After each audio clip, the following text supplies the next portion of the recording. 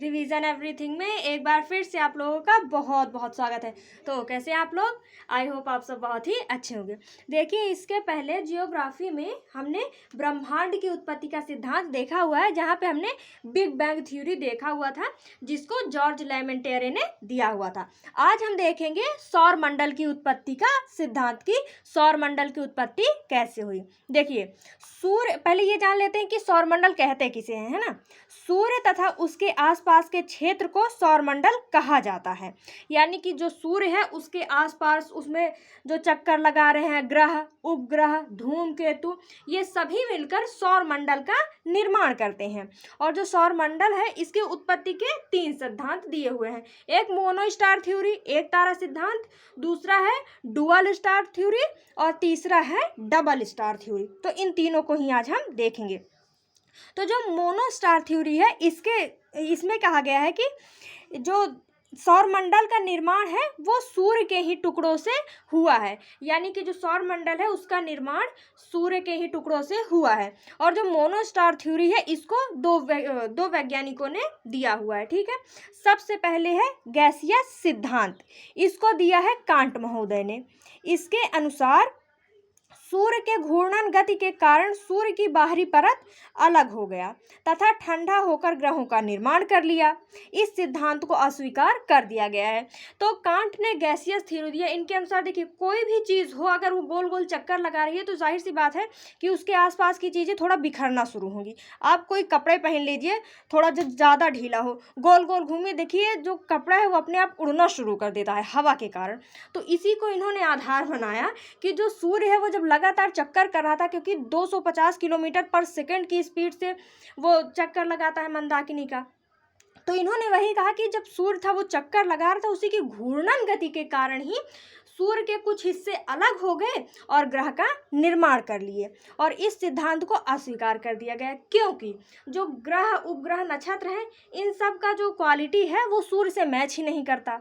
अगर वो सभी ग्रह उपग्रह सूर्य से ही बने होते तो जैसा सूर्य है वैसे ग्रह उपग्रह को भी होना चाहिए था, लेकिन क्वालिटी मैच नहीं की, इसीलिए इस सिद्धांत को मना कर दिया गया। गैसियस सिद्धांत किसने दिया? कांट महोदय ने। ठीक है, तो फिर अब अगला देखते हैं। दूसरा है निहारिका सिद्धांत यानी नेबुला थ्योरी। इसमें क्या कहा गया? इसे लाप्लास ने दिया है। गैसियस थ्योरी कांट महोदय, फिर निहारिका थ्योरी लाप्लास। इनके अनुसार सूर्य की बाहरी परत ठंडी हो गई किंतु आंतरिक परत गर्म बनी रही, जिस कारण इसका बाहरी भाग टूटकर अलग हो गया और इसी अलग हुए भाग से ग्रहों का निर्माण हुआ। इन दोनों सिद्धांत को नकार दिया गया क्योंकि ग्रह की संरचना सूर्य की संरचना से भिन्न पाई गई। देखिए, यहाँ पे जो कांट महोदय थे उन्होंने क्या कहा था कि सूर्य लगातार घूर्णन कर रहा था, जिसके कारण उसकी बाहरी परत अलग, मतलब उसके बाहर के हिस्से अलग हो गए और ग्रह का निर्माण कर दिया।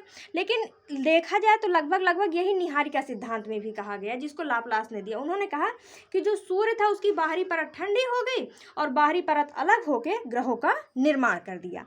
लेकिन देखा जाए इसमें भी वही समस्या हुई कि जो ग्रह थे उसकी संरचना सूर्य से भिन्न थी। तो यहाँ पे इन्हीं दोनों चीज़ों को दिखाया गया है। ये निहारिका यानी लाप्लास सिद्धांत जो है कि सूर्य था, बाहरी परत ठंडी हुई, वो अलग हो गई, फिर यही टूटकर ग्रह का निर्माण कर दी, ये लाप्लास ने कहा।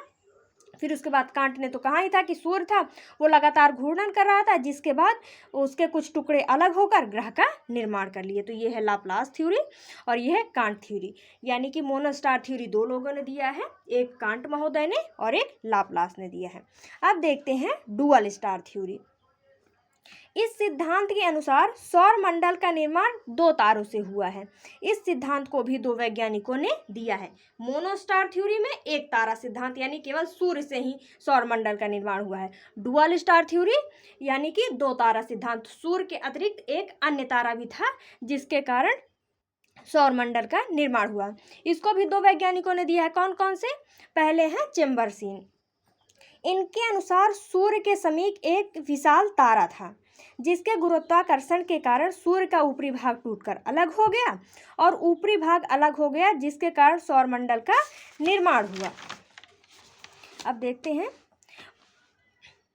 मतलब कि इन्होंने कहा कि जो सूर्य था उसके अतिरिक्त एक और तारा था और उस तारे ने गुरुत्वाकर्षण के कारण सूर्य के हिस्सों को खींच लिया और जिस हिस्सों को खींचा वही ग्रह उपग्रह वगैरह बन गए। फिर चैम्बरलेन के अलावा दूसरे वैज्ञानिक थे जीन्स। इनके अनुसार सूर्य के समीप एक बहुत बड़ा तारा था जिसके गुरुत्वाकर्षण के कारण सूर्य के ऊपरी भाग को अलग कर दिया। जब यह तारा सूर्य के समीप आया तो उसके बहुत बड़े भाग को सूर्य से अलग कर दिया गया जिससे बड़े ग्रहों का निर्माण हुआ। इन दोनों सिद्धांतों को नकार दिया गया क्योंकि इनडायरेक्टली इसमें भी यही कहा गया था कि सूर्य का निर्माण मतलब जो सौर मंडल है उसका निर्माण सूर्य के द्वारा ही हुआ है।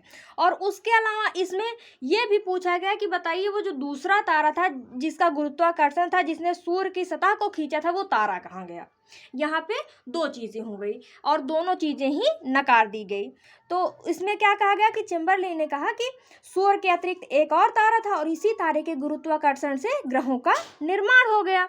और जीन्स ने भी वही कहा कि जो सूर्य था इसको मतलब जो अन्य वाला तारा था उसने अपने गुरुत्वाकर्षण से सूर्य के जो बाहरी परत थी उसको धीरे धीरे खींचा।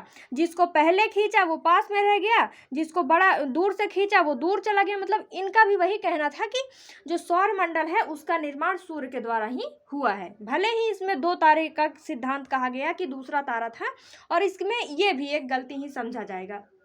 पहली गलती पुराने वाली की तरह कि सौर मंडल का निर्माण सूर्य से हुआ है। दूसरी गलती कि भाई ये जो दूसरा तारा था जिसने अपने गुरुत्वाकर्षण से सूर्य की सतह को खींचा वो गया कहाँ, ये भी तो पता होना चाहिए ना।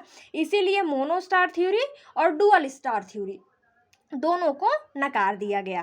फिर अब तीसरा है डबल स्टार थ्योरी। वो डुअल स्टार थ्योरी है, ये डबल स्टार थ्योरी है, इसको ध्यान रखिएगा। इसमें क्या कहा गया कि इस सिद्धांत के अनुसार सौर मंडल का निर्माण सूर्य के अतिरिक्त दो तारों से हुआ। इस सिद्धांत को लिलिटन ने दिया है। इनके अनुसार सूर्य के अतिरिक्त दो तारे थे जिसमें से एक तारे में विस्फोट हो गया और सूर्य के गुरुत्वाकर्षण से वे सूर्य के समीप आ गए और उससे ग्रहों का निर्माण हुआ, जबकि दूसरा तारा ब्लैक होल में विलीन हो गया। इसी सिद्धांत को मान्यता प्राप्त है। वर्तमान में ग्रह का स्वरूप उस विस्फोटक तारे के समान ही है। अब इसमें क्या कहा गया कि यहाँ से समझिए कि जो सूर्य था ये हमारा सूर्य है, इसके अलावा दो और तारे थे, तारा नंबर 1 और तारा नंबर 2, इसीलिए इसको डुअल स्टार थ्योरी कहा गया। तारा नंबर 1 और तारा नंबर 2, इसमें क्या कहा गया कि एक जो तारा था वो मतलब जैसे कहते हैं ना विस्फोट कर गया तो अब गोल गोल गोल गोल इसके समझ लीजिए पार्टिकल सब अलग हो गया। तो इन्हीं पार्टिकल्स से ग्रहों का निर्माण हो गया। लेकिन ये जो दूसरा तारा था ये जब हमने इसके पहले पढ़ा था कि तारों का अंत कैसे होता है, उसमें कहा गया कि तारों का जब बड़े तारों का अंत होता है तो उसमें लास्ट में ब्लैक होल बनता है। तो जो तारा विस्फोट करा था इसमें ब्लैक होल भी बना था। तो वही कहा गया कि ये जो ब्लैक होल था ये इस दूसरे वाले तारे को खा गया, मतलब अपने में समाहित कर गया। तो इसीलिए मतलब ग्रहों का निर्माण हो गया। अब इसमें सूर्य की भी भूमिका खत्म हो गई क्योंकि जो ग्रह की संरचना है वो सूर्य से मिलती ही नहीं। जो तारा भड़का था इसी को बोल दिया गया कि जो ग्रह उपग्रह वगैरह हैं वो इसी के हिस्से हैं। तो खोज की कोई गुंजाइश ही नहीं रहेगी क्योंकि जिस तारे का हिस्सा है सभी ग्रह उपग्रह वो तारा है ही नहीं, है ना। तो इसीलिए इस जो डबल स्टार थ्योरी है इसको मान्यता प्राप्त है। इसको किसने दिया है तो लाप्लास ने दिया है, माफ कीजिएगा लाप्लास ने नहीं लिलिटन ने दिया हुआ, ठीक है। फिर से एक बार समझिए कि सूर्य के अतिरिक्त दो अन्य तारे थे जिसमें से एक तारा विस्फोट कर गया जिसके कारण जो सौर मंडल है उसका निर्माण हुआ और इसी सौर मंडल का मतलब जब ये तारा विस्फोट हुआ तो ब्लैक होल बना और इसी ब्लैक होल ने इस दूसरे तारे को भी अपने में समाहित कर लिया। ये था डुअल स्टार थ्योरी, इसको दिया है लिलिटन ने, ठीक है। और इसी को मान्यता प्राप्त है कि अगर आपसे पूछा जाए कि जो सौर मंडल उत्पत्ति का सिद्धांत है सबसे जो मेन सिद्धांत है वो कौन सा है तो डबल स्टार थ्योरी यानी कि द्वितारा सिद्धांत। तो ये था सौर मंडल की उत्पत्ति। तो आई होप कि आपको ये समझ में आया होगा। मिलते हैं नेक्स्ट वीडियो में। Thank you.